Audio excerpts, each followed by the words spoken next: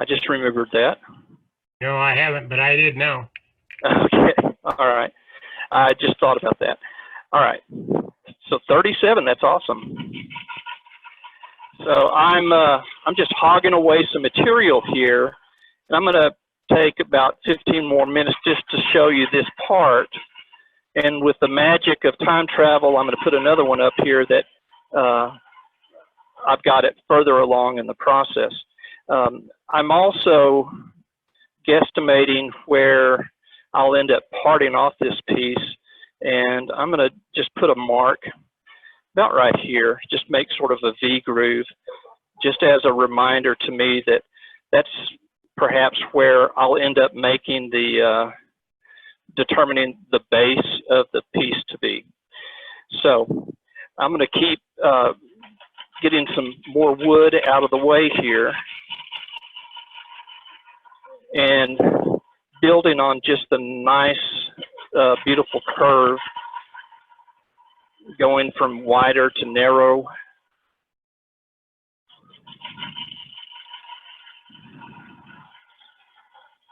Now, something I've learned, of course, we all learn by our mistakes. Something I've learned is that, you know, I want to keep it as solid and dense of a piece as possible. Also, I've learned that it helps to be thinking about what I'm going to do on the inside and not do too much on the outside before I make all the final commitments to the inside. That'll make more sense in just a little bit.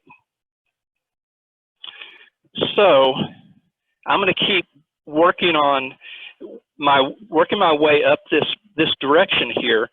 I'm going to be sure to not take off too much in this last segment here, because I want to be able to give myself as many options for potential designs or how I work the inside of it.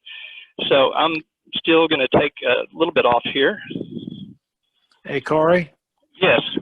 Ed Manson wants to know if you recommend not using spindle tools. You know, I recommend everybody uses what works well for them. You know, I certainly could be using a roughing spindle gouge here, perhaps. I could be using a big spindle gouge, perhaps. This is just what seems to work. I feel real comfortable with it. Seems to work well for me.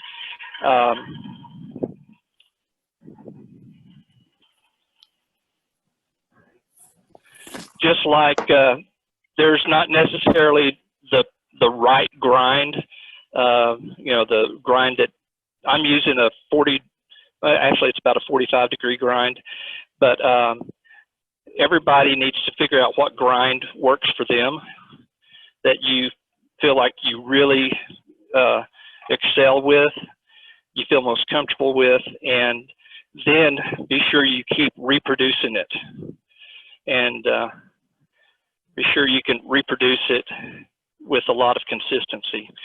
So that I can get in closer here, I'm going to have to work right here first. So I'm going to pull my banjo out, readjust here. Well, okay, and that's going to hit my banjo. I'm going to have to figure out, tell you what, I'm going to move my banjo out here. There we go. I'm going to have to maneuver so I can, well, that's not going to work either. Let's see here.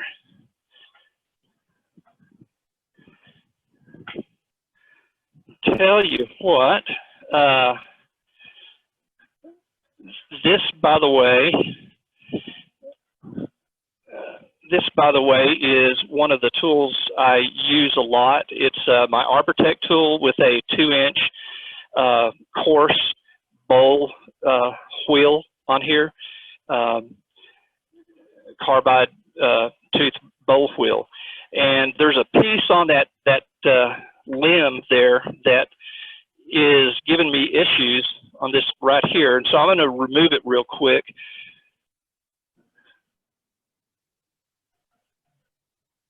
Okay, let's plug that in. All right.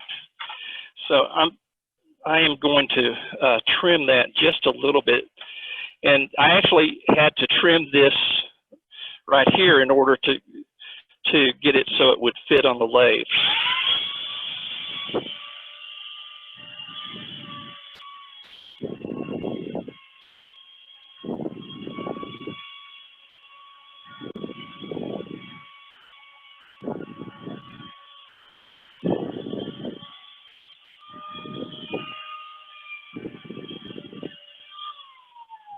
Okay.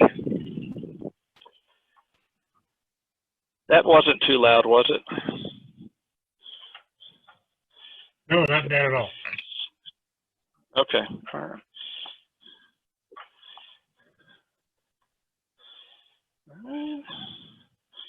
That didn't help me as much as I thought it might, because I've got that other limb there too. Okay, hang on.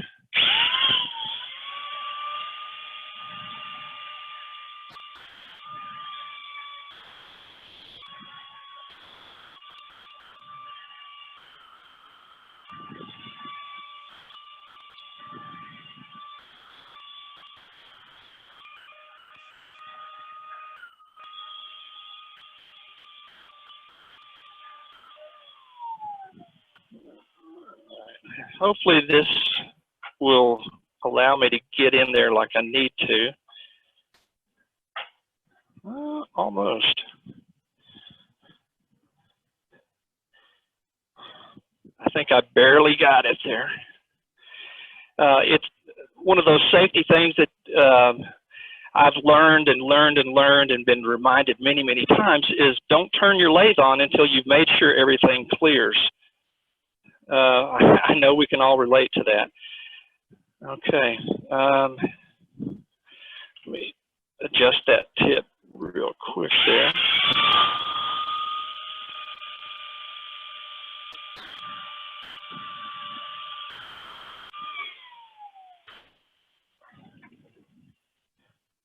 Okay, I think we're good finally. There is a reason why I'm doing this, so I can get in here, so I can get into this area here. I'll show you. And this is where you're like, okay, where are those spinning things going? You don't want to hit them. So I'm going to just try to get in here very carefully. Got quite a bit of upward angle going here.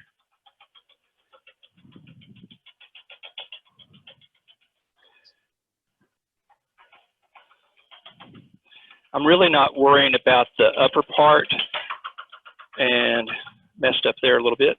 And that's fine. I'm not worried about that. But that did remove enough there so I can maneuver and I think get in there closer now. Real world issues with turning. There you go. And see, now I can get in closer without it hitting there. That was the whole point with that. It is, I always have my air hose right there, and I use a lot. Okay, so now let me get into position here, and I need to tighten that tool rest.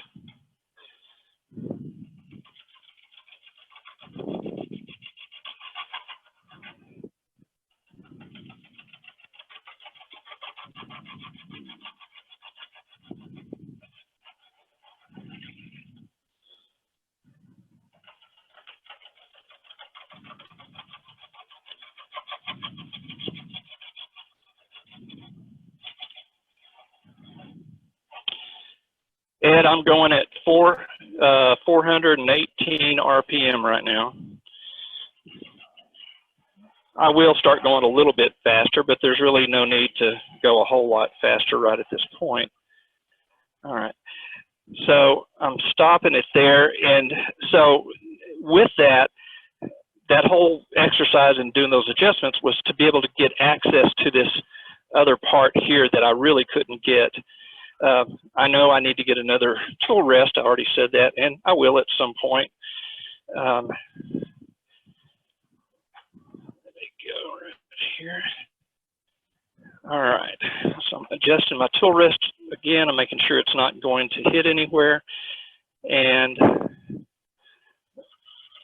I'm going to use a pulling cut.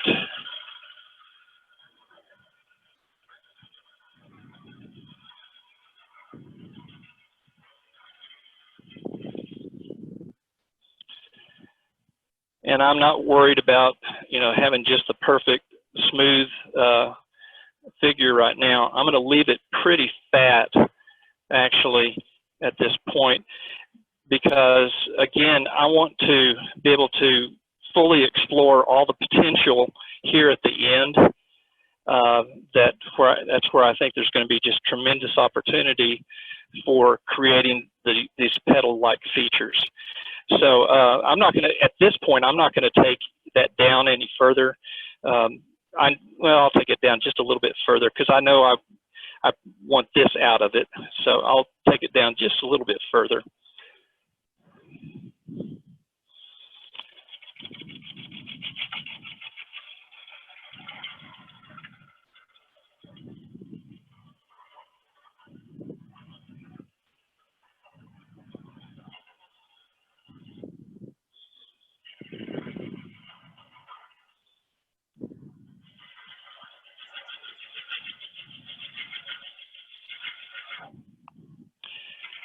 This, as I'm doing this with the bowl gouge, if I actually could, if I had the proper tool wrist, it would make more sense to use my roughing bowl gouge, but I'm not. But I'm certainly making that observation in my head there. All right, I'm going to readjust my banjo and tool rest, and I'm going to go ahead and deal with, hang on just a second. All right, I'm going to go ahead and push this back just a little bit, my tailstock, get it reset to give me a little more wiggle room with my banjo in there. All right, so the reason why I'm going ahead and looking at this plane, I'm going to go ahead and establish where that top plane is, because right now it's off. It's not. This right here is not perpendicular to the main part of what will be the bottom of the vase. So I'm going to go ahead and get a better look on that. Let's see here.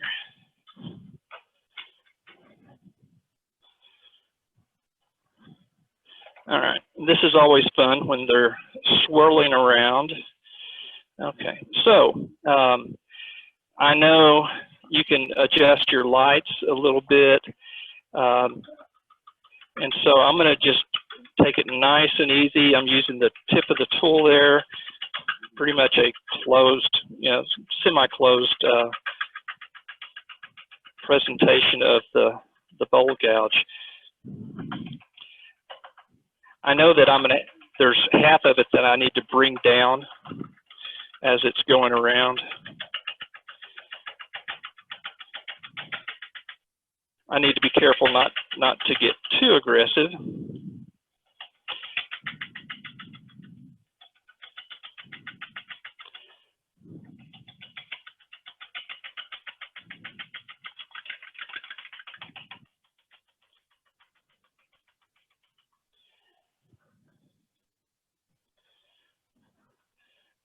All right.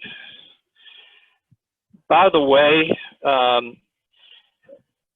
with the red cedar, what seems to, make most sense to me is I'm not, even if I were to finish this off as a natural edge piece, I still would remove the bark, because I think the wood just underneath the bark it has all those undulations, all those features, and it's really beautiful.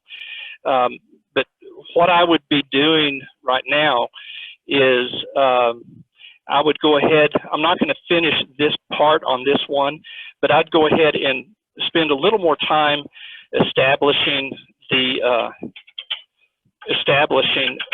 face here. And the worst thing I could do would be to rush that and try to get too aggressive and then have an issue or end up tearing out a lot. So I'm not going to do that. I will finish this piece. But as we all know, going through the whole process, turning a piece doesn't really necessarily fit into a 90-minute, in reality, a 90-minute time. So what I would do, I would continue getting that flat, and I would work this way up just maybe a little bit more. One of the tools, oh yeah, what on earth did I do with that? One of the tools that, hang on just a second. And they're disappearing. Hang tight. Not sure where I put it.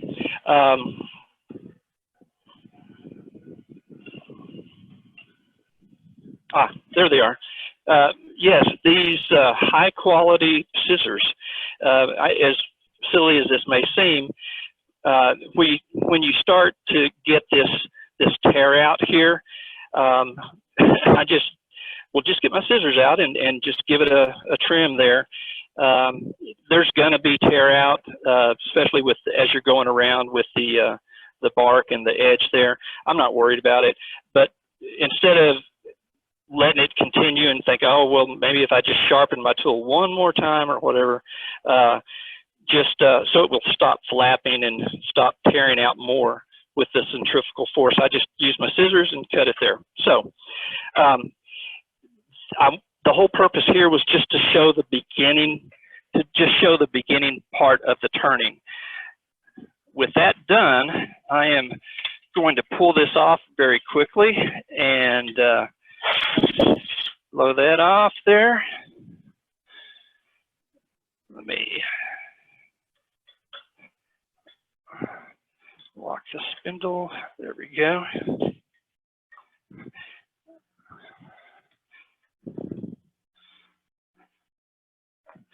we go. Take that one off. And so, like I said, we're going to fast forward in time. And even though this is smaller, this is still the same process that I go through. I'm using a smaller face plate, but this one is at the spot that I was getting to on the one that I just took off. Now, I did this about 2-3 days ago, and I didn't want it to dry out too much, so I went ahead and wrapped it in saran wrap here. Saran wrap actually is a really good tool to have in your shop. Cory? Yes. On that previous piece, were you trying to make the top flat? Yes, I stopped because You don't have to do that, do you? That's a really good question. Do you have to do that? Well,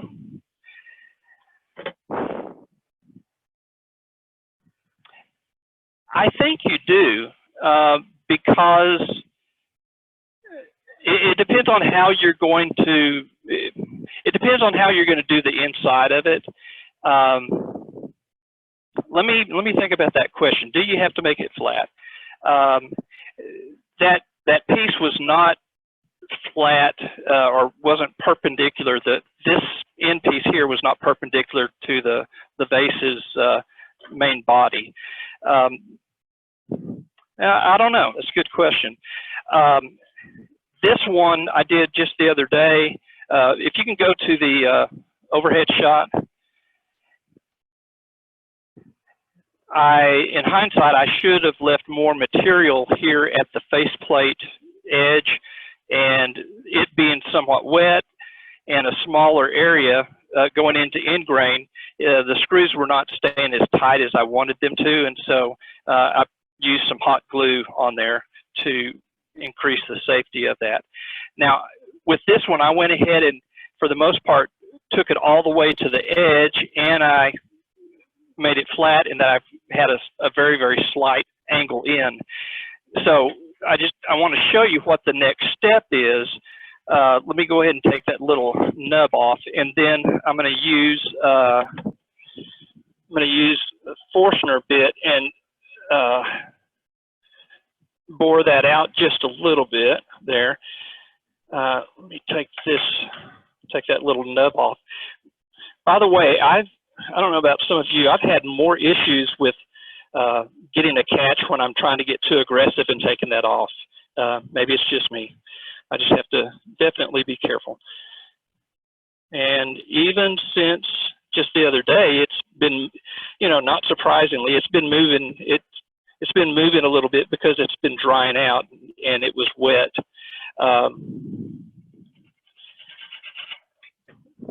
And there you go.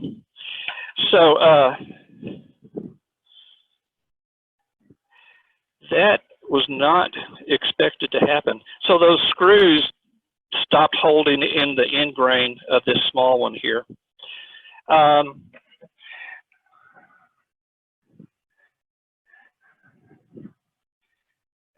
can take the last one.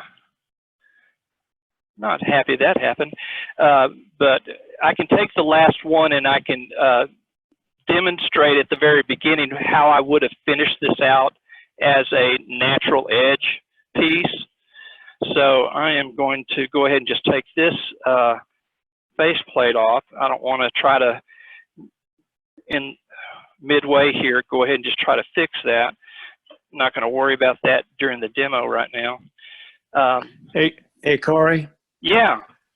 I have found that sheet metal screws work pretty well, but the blue Tapicon screws that are designed to go into concrete work better because there is an inner thread in it, and they are hard and they're very, very strong. Blue Tapicon screws. Blue Tapicon or screws. faceplate. Yeah. Okay, I need to check those out. Remind me later, or text me that, or email me that. What I would have done here is I would have used my Jacobs chuck in my tailstock, and I would have went ahead and started with I've got a 2-inch Forstner bit. I would have gone down to probably about right here, and then I've got a 1 1/4-inch Forstner bit that I would have taken down to probably about right here. Once I've done that, then I would use either this tool. I don't have a hollowing system.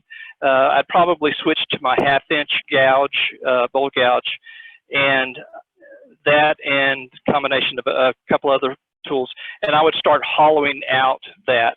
And at some point, I would just keep making it flared out to complement the outside shape.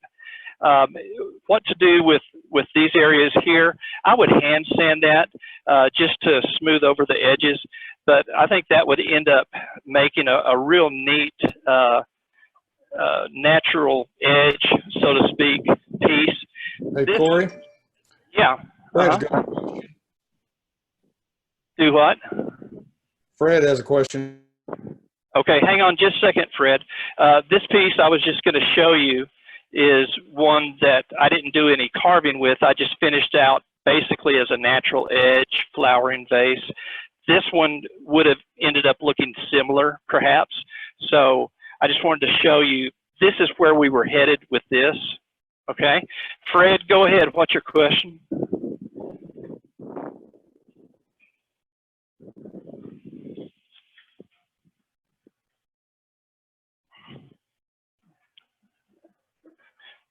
Fred has a question. So that you put your screws into the dowels, and that makes you have side grain instead of end grain. I don't know if you got enough room there to do that before you have it where you're going to part it off. but that might be a way you could get it back on the lathe. Okay. You Yeah, just- go ahead. You just drill straight into it and then put as big a dowel as you can into that hole. Through and the then side put the grain. screw back in. You understand that? Yeah, I do. I'll have to look at some options on that one. What I'll go ahead and do though, there we go. Whoops, sorry. Hey, Yes. Cory, Uh-huh. I have a picture of the Tapicon screw here if someone would like to see it. Okay, why don't you, can you send that out through chat?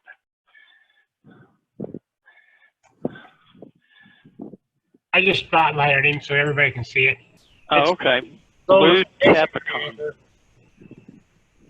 Okay, I'm definitely going to have to check those out. Do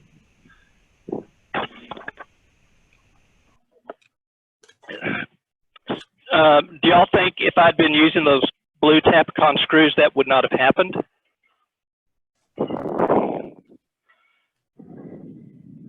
You said you only Fred use has an another inch to quarter question, too. screw?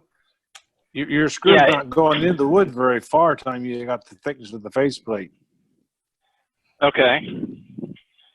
So should have been using longer screws, huh? I think that would have helped Fred some, has yes. another question. Okay, real quick, and then we're getting on with this here. Go ahead.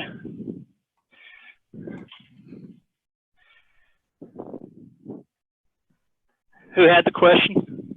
Fred, I thought Fred had a question. Oh, okay. We good to go? Fred, did you have something? I've already finished my question. Okay. Just a suggestion. All right. Thank you for that suggestion. This piece is similar to the one I just pulled off in some ways. It's somewhat has the more organic features on one side rather than both sides. However, I will say that that doesn't concern me because, for example, this piece here was somewhat similar, where it had more of the pedal-like potential features more on one hemisphere or one side of the piece, just like this one as well, where it had the pedal-like features more on one side rather than the other side. So I've learned not to be too concerned about that. There's all kinds of opportunities, especially if you're going to look at pursuing something where you use a lot of angle grinder or die grinder or power carving, which is what I really enjoy, and that's what I'm going to be showing you the last part of this here.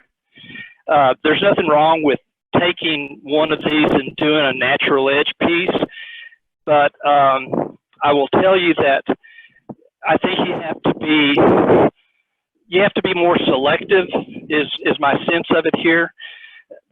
This cedar elm piece, because it was more flared out, had a wider diameter of flaring out, it was more bowl-like, which I think it gave more opportunity to be more of a natural edge piece, something that is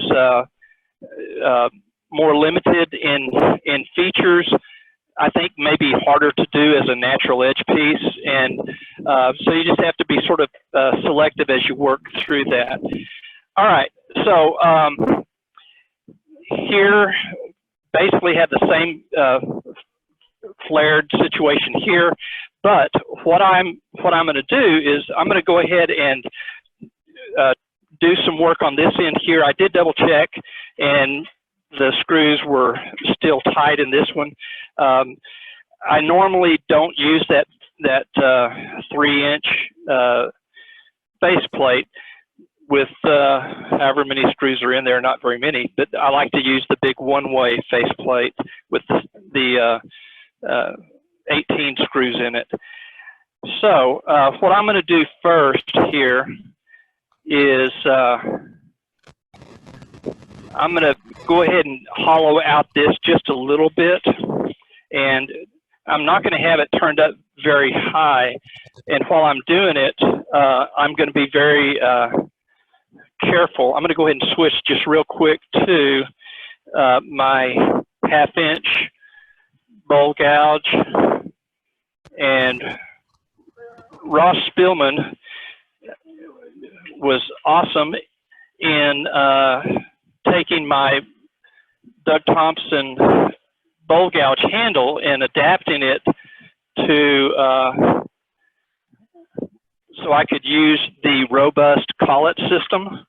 And so now I can use my 20-inch handle with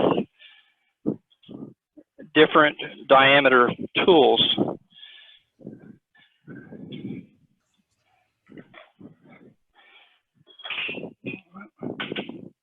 There we go.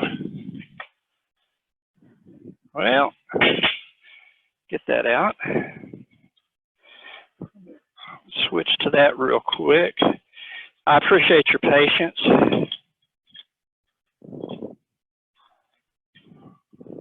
Oops. There we go. Okay, so oops. And it bounced out into the driveway. Okay, here we go.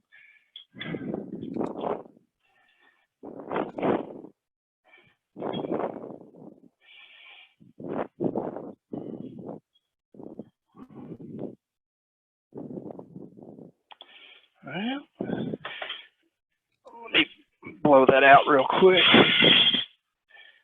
Thank God for editing. Yeah.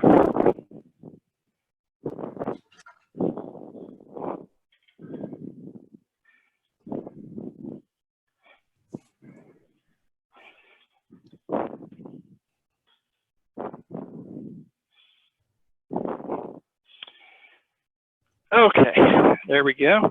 So I've got my 1/2 inch bowl gouge in there now. I'm going to, of course, start. Bring it down a little bit and in. The tailstock in, and bring it in and lower it just a bit. Okay.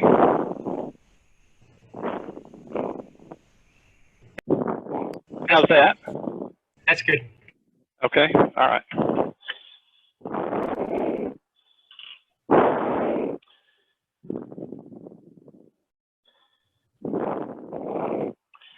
Okay, so I'm going to be going at a really slow speed here. I'm at 330 or so.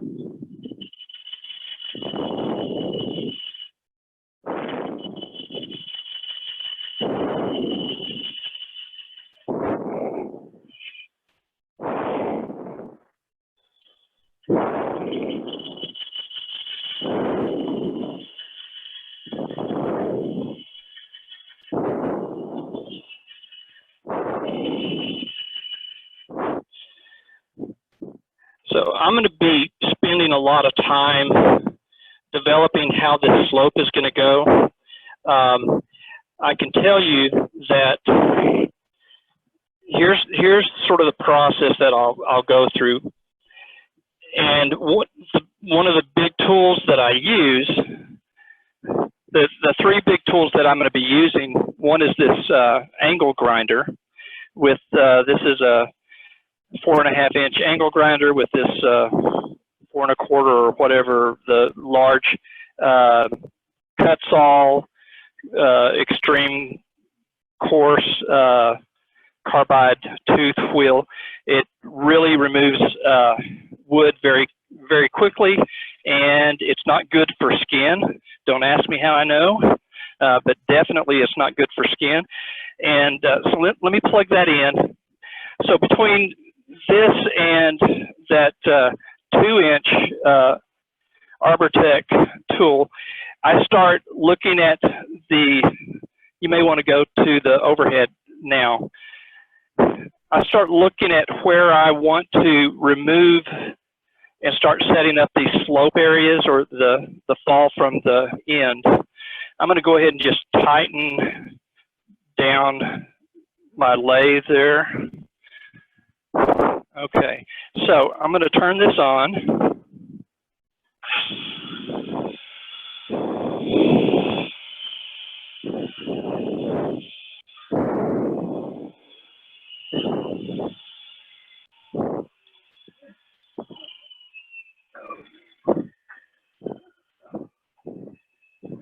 I didn't get that tight enough.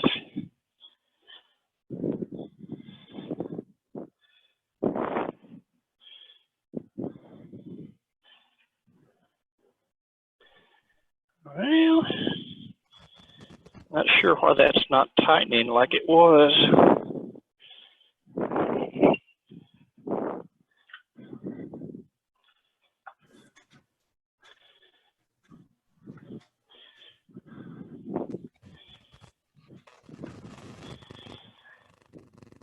Well, it was working. Now it's not. Okay, no big deal. We'll go to plan B on that. All right, plan B is this. Bert Andrew, thank you, number 2 to Bert Andrew. He and I talked about making a carving station, and so we each made one, and I made this one because I wanted it to be as heavy duty as possible. So let me take that off of there. All right.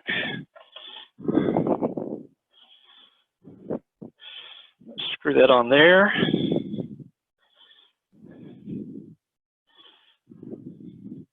All right. Let me move this down a little bit.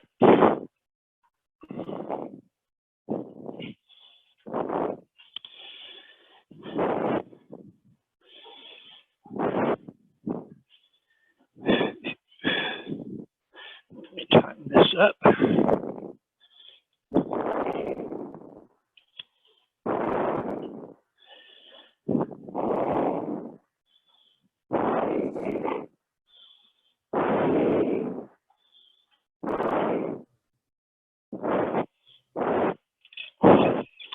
All right. Steve, can you see that? Okay. All right. Tighten that. There we go. All right. So, okay. I'm going to spend time working on these edges here.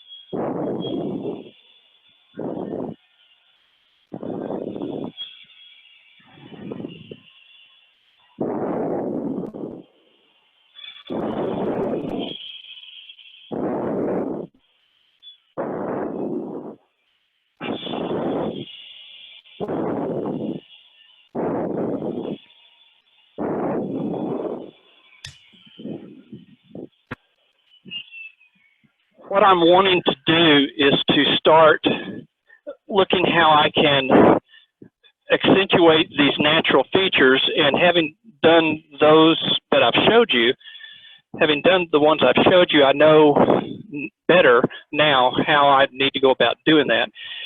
So I am going to go ahead and remove some of this material here. It's a fluid situation. It's a work in progress, and it starts developing as you start looking at it. You start seeing where you think you're going to be able to really accentuate a pedal feature, an organic feature.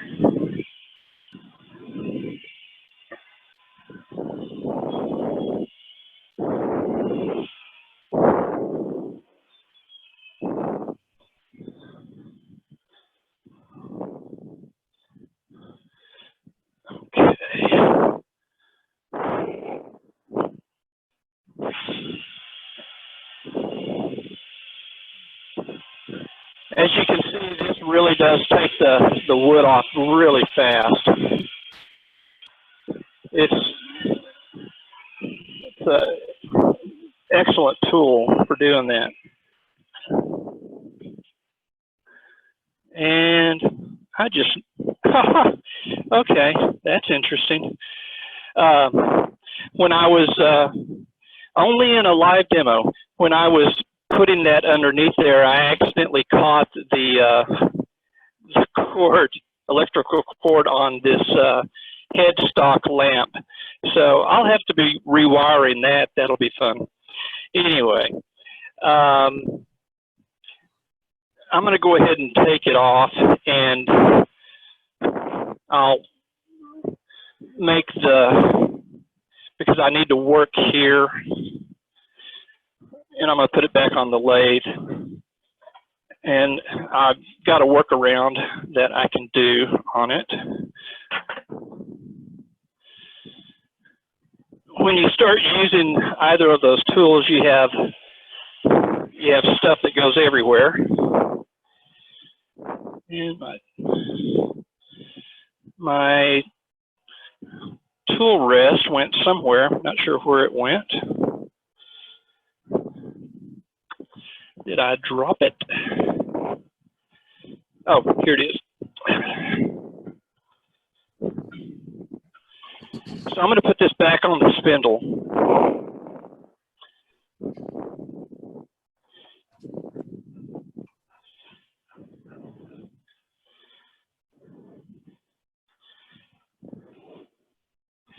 There we go.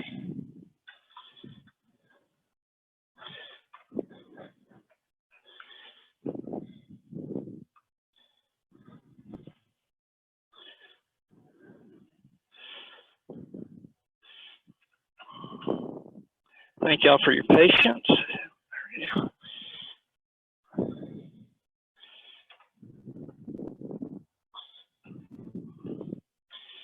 Well, my locking mechanism is not working like it was before. I'll figure that out. All right, so what I'll do, I'm going to just move my tool rest there. I'm going to go ahead and take the same tool, the angle grinder, and hog out some of this material there.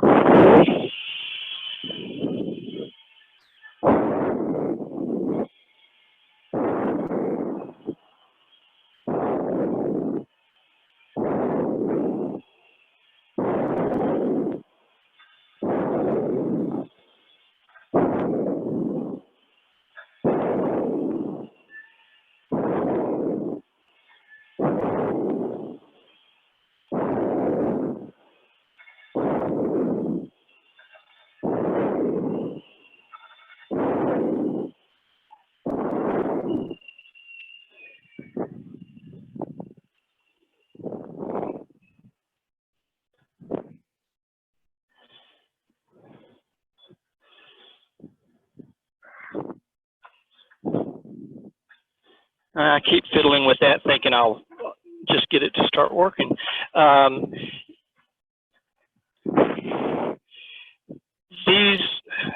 When I look at this, when I'm looking at this here,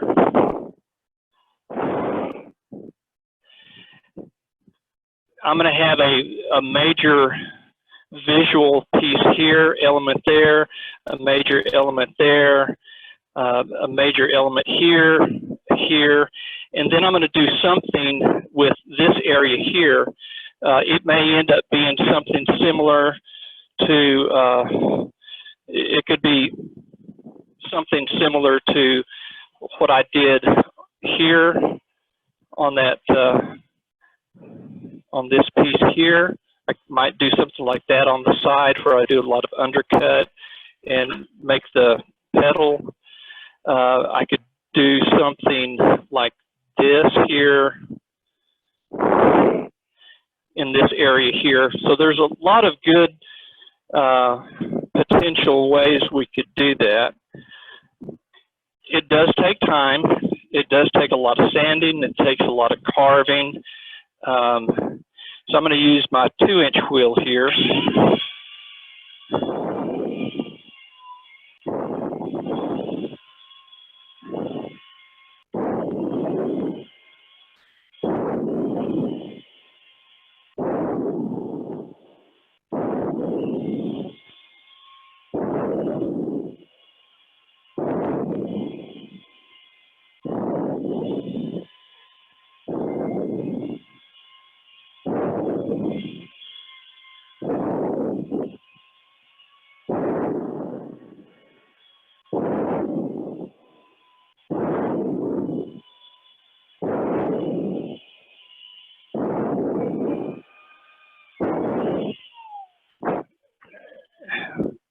when I actually put the faceplate on, often my objective is not to be sure that I keep the pith centered.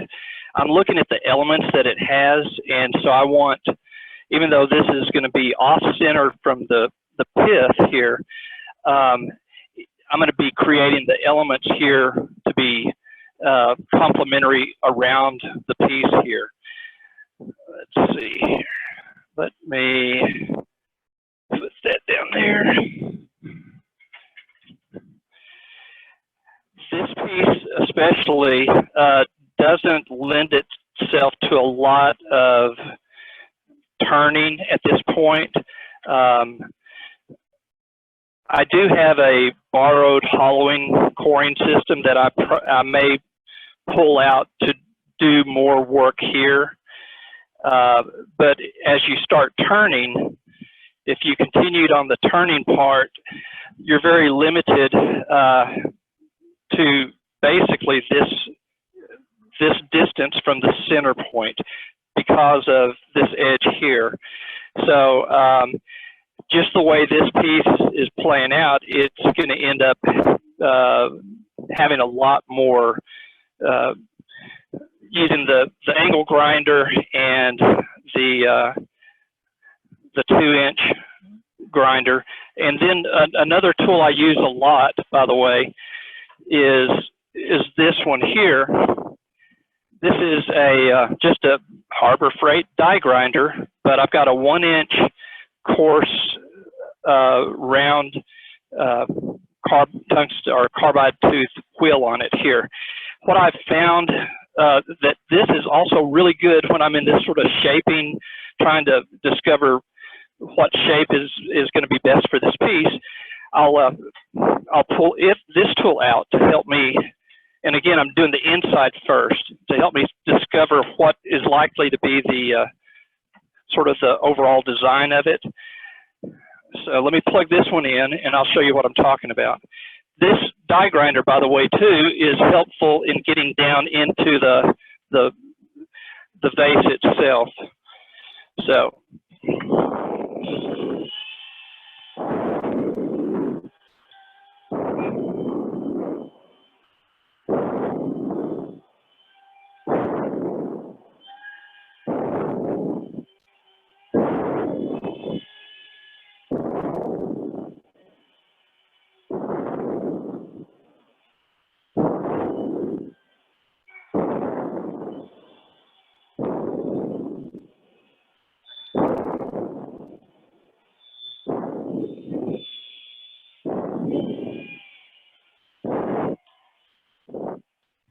What I'll start doing is start creating these pathways, these channels or funnels from the center to start developing these visual elements here, just like I was doing there. Let's see. Let me get my banjo down this way out of the way.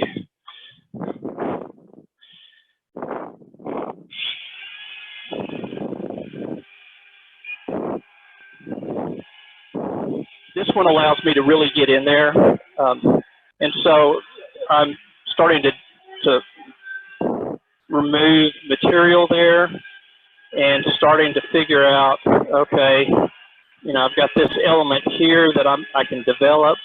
I've got this element here I can develop, and of course there's that beautiful red cedar there. I've got this element here that I can develop. I've got this element here that I can develop. So in essence, what we're looking at is just right off the bat, I've got, you know, 1, 2, 3, 4 very distinguishable petals that are here. I've got another one here, and daylilies, by the way, they have 3 main petals and 3 secondary petals for a total of 6 typically. So what I would keep doing in this situation here is really establish what this inside needs to look like. This die grinder with this 1-inch round ball helps a lot with that.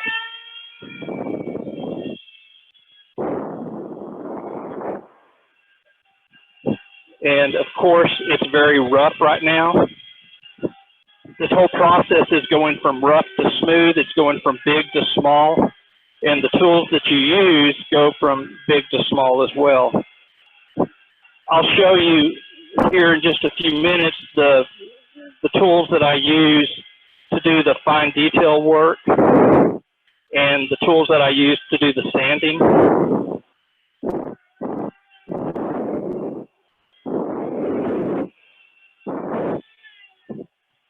I don't necessarily have the best angle at that right at the moment. Woo, there we go. By the way, I usually have a huge fan on right behind me blowing all of this out, into my neighbor's, well, into my driveway and alleyway. But it's definitely a dusty, messy job. That I can tell you, this red cedar just smells wonderfully here. And the color there is just outstanding. This is going to be a real interesting piece, I can already tell, because it's going to be all going on this side here. And I may very well, when I do the base part, I might make the base more oval-like. What I'm talking about is this piece here. It early on, it had a lot of weight. On. Let's see if I can hold it right. Ooh. It had a lot of weight on this side, and so the way I had ended up adjusting the base so that the base was heavier and provided more support on the back side of this compared to the front side here. And I'm thinking perhaps that this piece that's on the lathe right now may end up being something like that as well. There's really not any rules that you really necessarily have to follow, other than you want it to be pleasing to the eye, of course. And there's another good demo that I could try to do, or we could get someone else to do, would be on design features, design elements. There's certainly some good rules of thumb that you need to look at with that.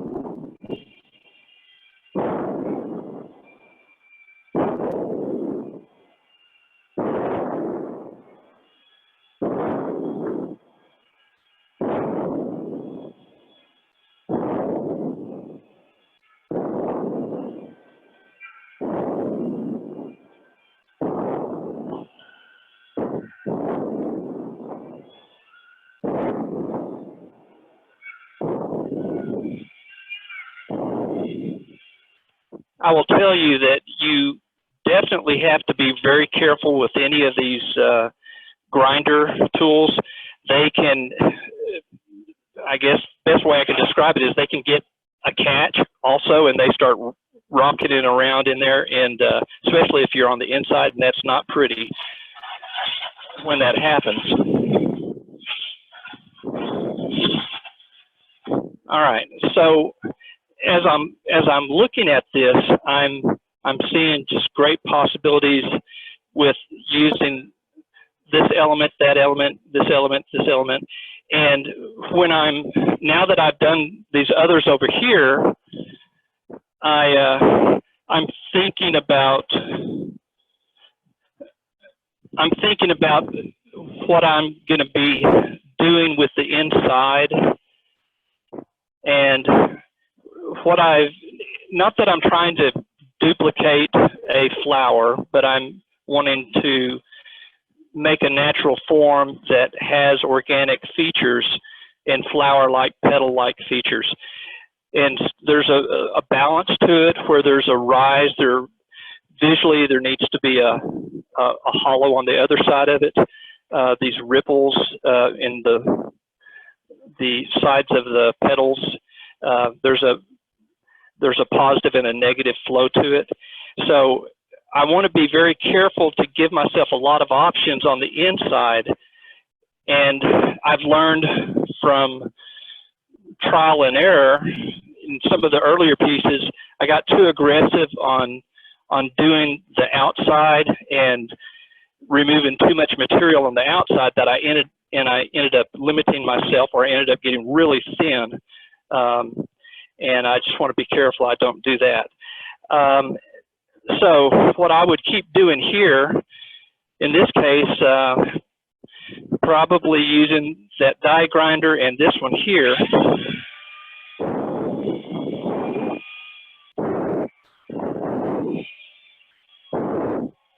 is to keep shaping this.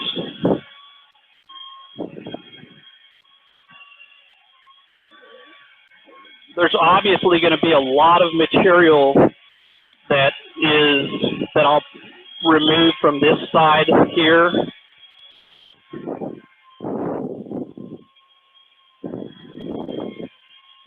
Just the way this piece is, sometimes you can do more turning on it, like I was saying earlier, but the way this piece is, it doesn't lend itself to that very much.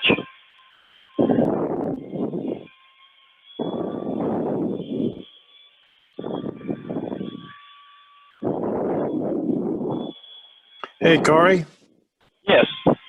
Donna wants to know what kind of dust system you have, dust collection system you have. I have a great question in my studio here, in my garage. The answer is I don't have one.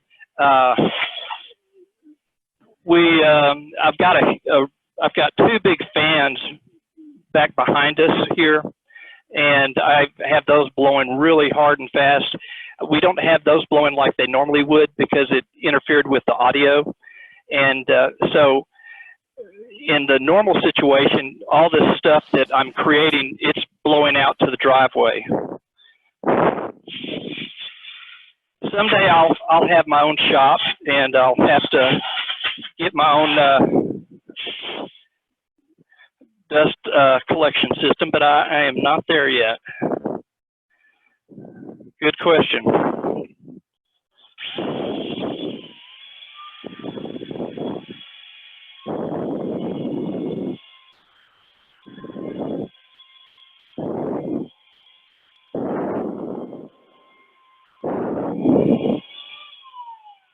Can you go to the overhead shot? I want to show some of the things that, and I'll use this here as an example. All right, let me get that to sort of stay put.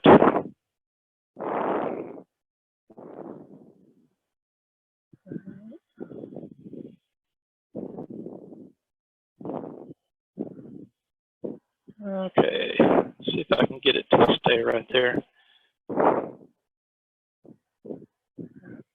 All right.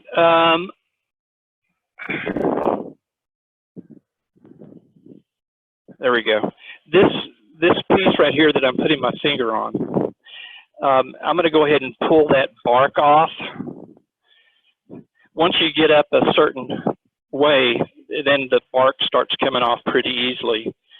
So this feature right here is a good example of what I would do next is using one of the grinders.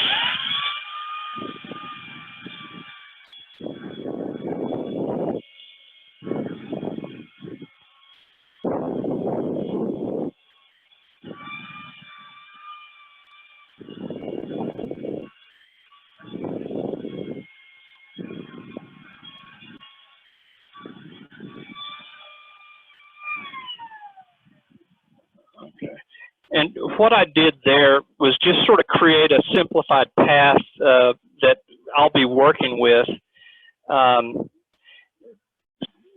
What I've figured out, trial and error, is that the transition, how you transition from one visual element to another, is what really makes or breaks the quality of a sculpted piece like this.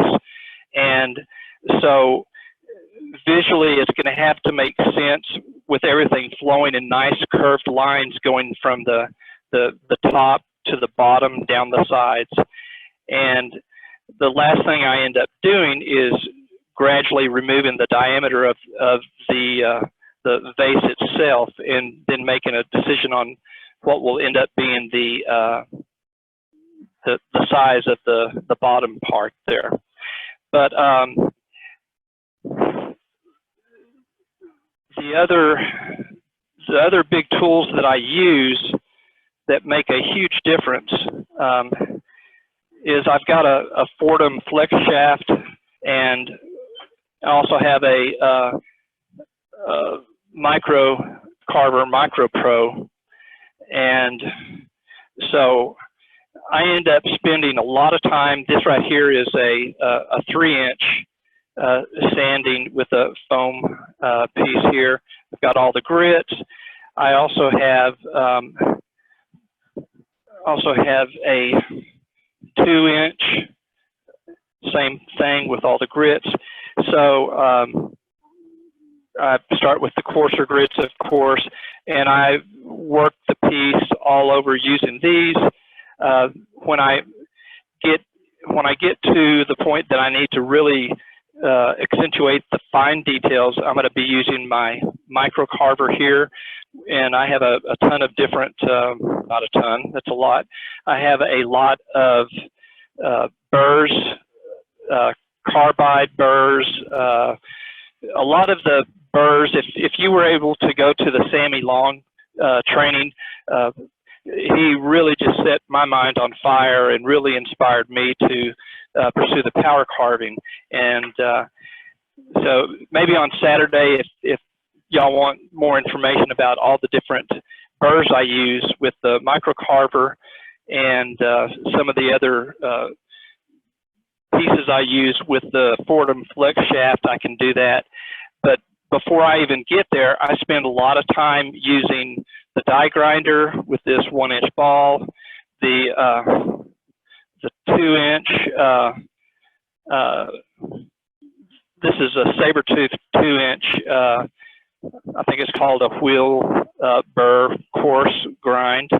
And then, of course, the big dog, which is this with the 4.5-inch angle grinder that you really have to hold on to, and because it really will hog out that material fast. So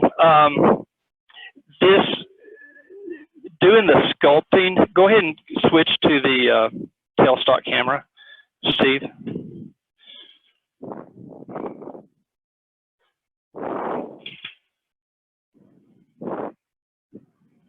You're on. Okay, thank you. So the sculpting of this here is not a short process. It's you know, a long committed process to spend the time to sculpt the piece, and you work from big to small. You work, you know, the coarse to the fine, and you work with the bigger, heavier duty wood removal tools to then the finer tools. And something that I also have found to be extremely beneficial on the angle grinder here, you can buy these sanding discs here, sanding flat discs in all the different courses. And in many situations, if it's a bigger piece, putting these on here really accelerates the time that you're going to spend on sanding. So that's really, really helpful. I'm going to stop at this point because what I would, it's just a continuous labor of love in working that out, working the inside. Before I did it, I will tell you again, before I would make a lot of commitments on how much material to move on the to remove from the outside, I would first really be sure and confident what shape and what features I want on the inside. Then I would work the outside, the upper outside, to complement the features. Where there's a plus, there's a minus. Where there's a rise or a ridge, there's going to be a valley on the other side. And then once the inside is set, the outside is set, then it's a matter of making it visually trimmed down to the bottom of the vase. So I'm going to go ahead and stop actually at this point and answer any questions that people have. Let me put that over there.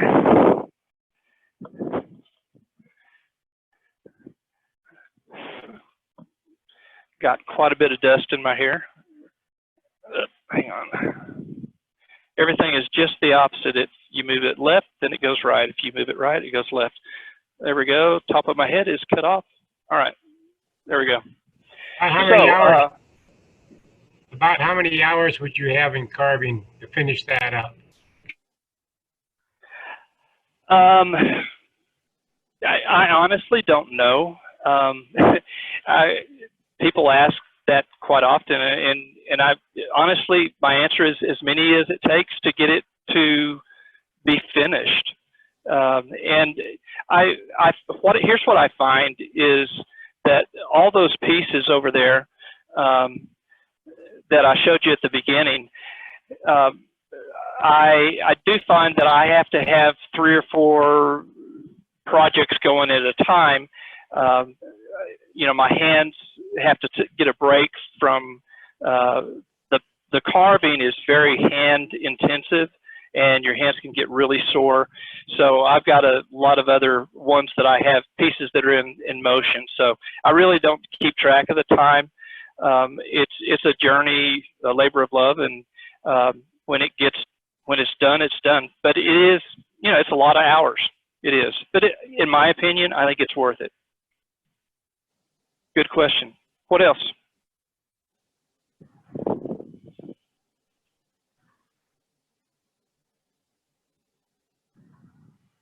Cory, this is Jim Thompson.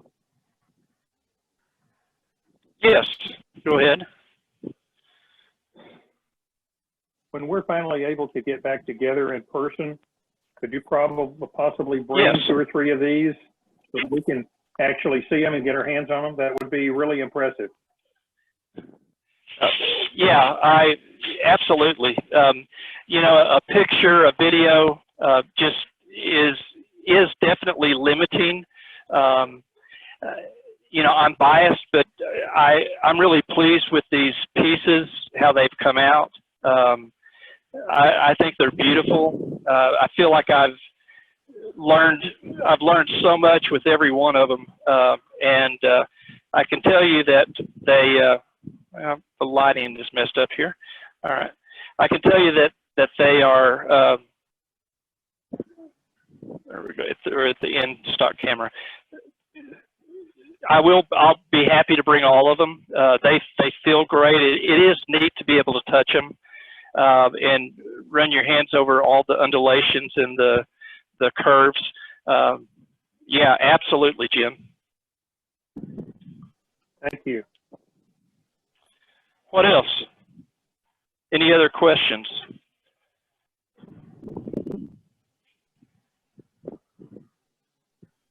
This is Jim again. I just want to say I think you've done an incredible job tonight with the meeting.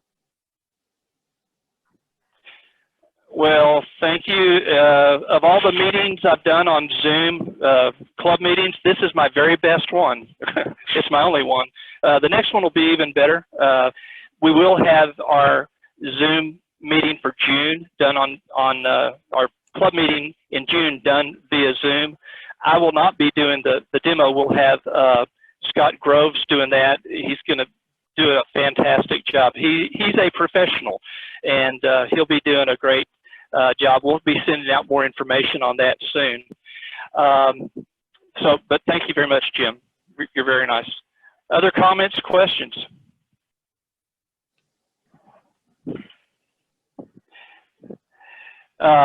Y'all remember, check your email. We will have this Saturday starting at 9 a.m.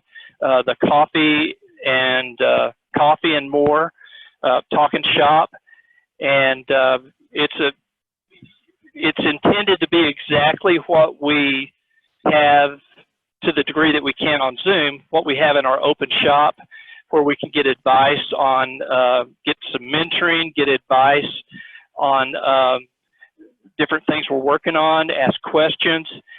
There is a function within Zoom that I haven't learned yet, but we may, depends on how long we end up using Zoom in this capacity, we may end up using some of the other features of Zoom called Zoom Rooms, where people that are in a Zoom event can go to a room and have like, let's say Tim White wants to spend some mentoring time with a couple of people, and we have them move into a Zoom room together. And so not everybody, when we're in an event like this, if everybody talks at the same time, it's obviously chaos, and there's limitations. So we may end up looking into that for doing some breakout rooms, so to speak. We'll just sort of see how this develops over time. Steve, Dan, David, any other questions or comments? Anything else come up that we need to address? Everybody thinks you did it. Sharon. Say again, please. Sharon said you did a great job, and Rhonda said you did a great job. So, well, did you catch thank that? you very much. Yes, I sent them a $5 bill each in the mail last week and told them what to say. So, good job. Thank you both. What do you get for $7.50? Yeah, that's. Well, you helped me make sure I don't have a piece come off the faceplate. But I've got a lead on perhaps some better screws to use. I didn't like, I'm not making an excuse. I didn't like using that smaller faceplate. I only have one of these. I borrowed one from Bert Andrew, the big one-way 18-inch screw faceplate. Okay, 8:59. And so I want us to end on time at 9 o'clock. Any board members, you have anything else to say? And then y'all are going to help me clean up, right? Yeah, we'll be right there. I'll put the chairs away. Yeah, just kidding. Just kidding. Okay. Well, listen, I I enjoyed it. Yeah, everybody pretend, you make sure you clean up your own mess. Well, listen, this was fun, guys, and I, like anything, everything is a great opportunity to learn, and doing this flowered vase series that I'm really into and committed to, I'm having a blast doing that. And I appreciate the club letting me demo this. If we do end up, this was a version of it. If we do end up having SWAT, I'll be, I'm one of the regional demonstrators, and this helped me a lot if we end up having SWAT, for me to do a much better job at SWAT, not have something fly off the faceplate. I'll be sure I have that corrected, and so that wouldn't be good. So anyway, if nothing else, it is 9 o'clock, and so that's the end time here. And so thank y'all very, very much. Dan and David and Dan, David, and Steve, if you could stick around for just a second for some debriefing, I'd appreciate that. And the rest of y'all, thank you very much for showing up, and we'll see you later. Hey, I thought I saw you in there, Bill Klepping. Thank you very much. All right. Thank you, Mark, Jim, everybody, Ross. Thank you. Johnny. Oh, Johnny Campbell got in here. Good deal. Thank you, Johnny.